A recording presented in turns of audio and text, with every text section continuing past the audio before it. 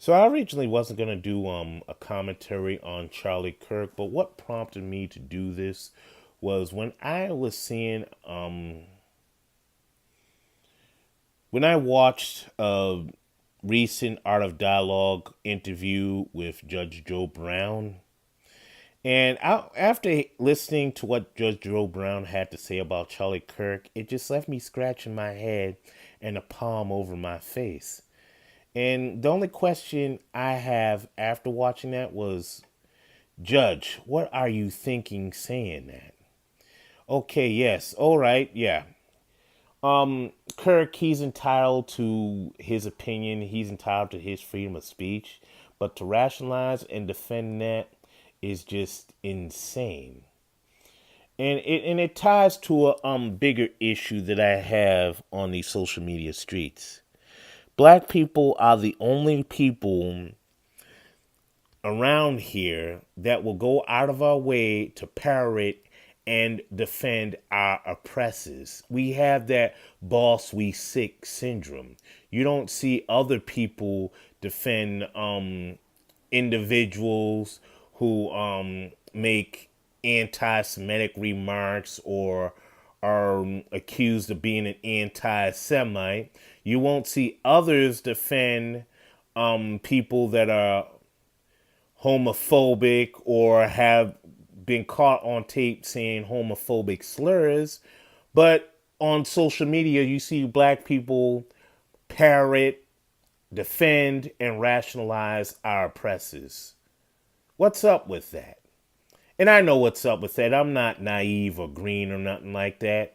I know at the end of the day, it's follow the money. And at the end, and black content creators on here, they're about their paper, but you're about your paper to the point where you're going to parrot your oppressor, that you're going to defend and rationalize everything he does.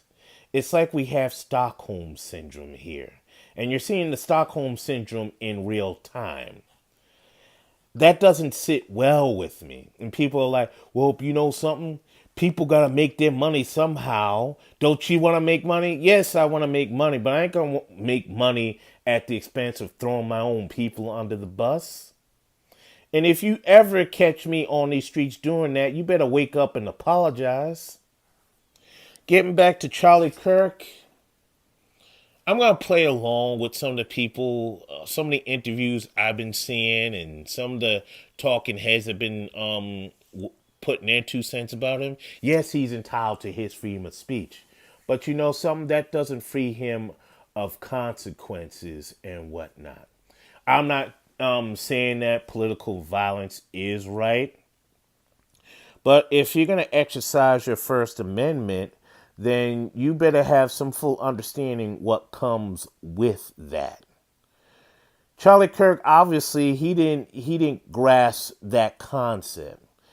He just thought, well, you know something, I can just turn on this wireless mic and just say what I want to say and what's on my mind, not knowing that, you know, the person that may be listening to it isn't going to receive it right. And I mean, for those of you who are proponents of freedom of speech, go in a movie theater and shout fire. All right. Just for freedom of speech sake, I want you to go and say something defamatory about somebody. And then when you're sued for defamation of character, I want you to go to the judge and be like, well, you know something, judge? I was just exercising my freedom of speech. Then again, you know, most Americans don't know what's protected by freedom of what's protected under the First Amendment and what's not protected. They don't know those things. They don't understand those things. That's why when some foreigners do come in and become naturalized citizens, they know and they grasp the concept of the Constitution better than the people that were born here. And they know the history better than the people that were born and raised here. How does that work? Getting back to Charlie Kirk and whatnot, okay, yeah, he's entitled to his freedom of speech. Okay, yeah, he's entitled, but that doesn't free him from consequences. That doesn't free him from the responsibility of what he says.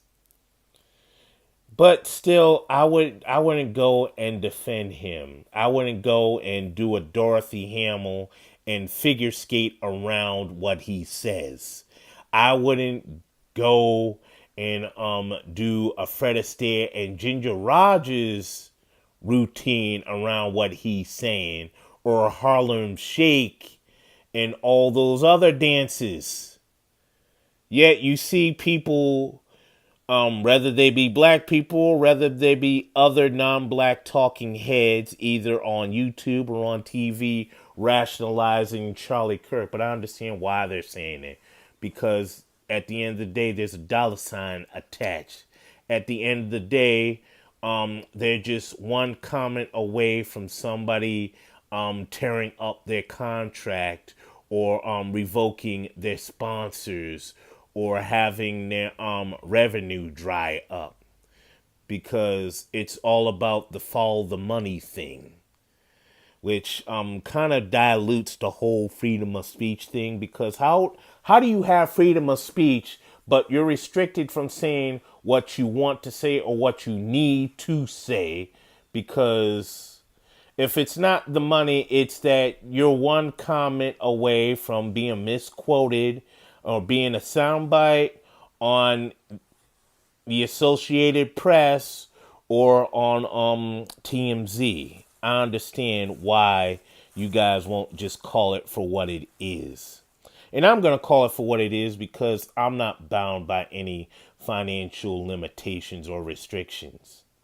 Charlie Kirk was a hateful, spiteful, and bitter person.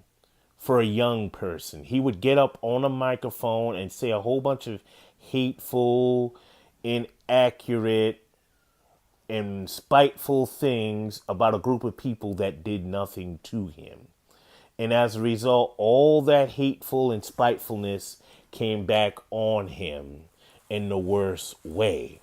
But nobody wants to say that the way I said it, because they're afraid of, losing their sponsorship. They're afraid of having their show canceled and all that other stuff. We have this cancel culture, but cancel culture was just an invention of a TMZ or something.